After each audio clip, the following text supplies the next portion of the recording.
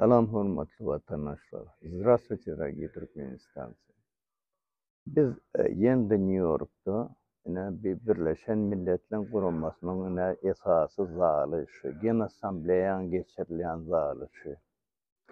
Bizim kaldıran meselemizin biri şu biometrik pasportu, daşary yurt pasportu. Ol buň kununa Türkmenistana aýratyn bir hadisa urlul. O beli de bir zat bolmy. Ýurdun içinde şol pasportu aljak bolsaň, bolýa 5 gün, 10 gün, bir aý ekenne. Beýtirip ýyllap inni oçur 2025-nji ýyla çenli ýetdi. Men bir prezident sumoklara ýüzlenýän bir haramdağı da on haram sıçağı oğluna da ediyen işiniz näme? Näme mesele var Türkmenistan'a beýle şo pasportlar berjek bolsaň. Şol işi ýola saljak bolsaň näme kynçylyk bar?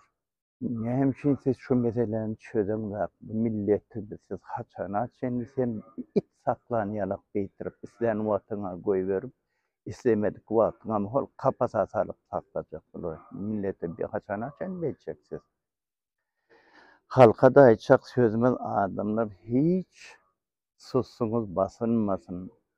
Hiç haçanam çekinmäň bulardan. Sebäbi görüşüňiz ýalyk biz şu wagt arada Warşawada bolduk. Bu wagtyna ýende bägärde biz hiç haçanam durmaz. Hiç kim bizi saklaban bilmez. Görünmesegem biz şu wagt çok halkyň aladasynyň uğruna hemem biz şol esasy wuruşyň öňünde biz ol akopda bukulyp oturanlar däl, o gıygyryp ýörenem däl.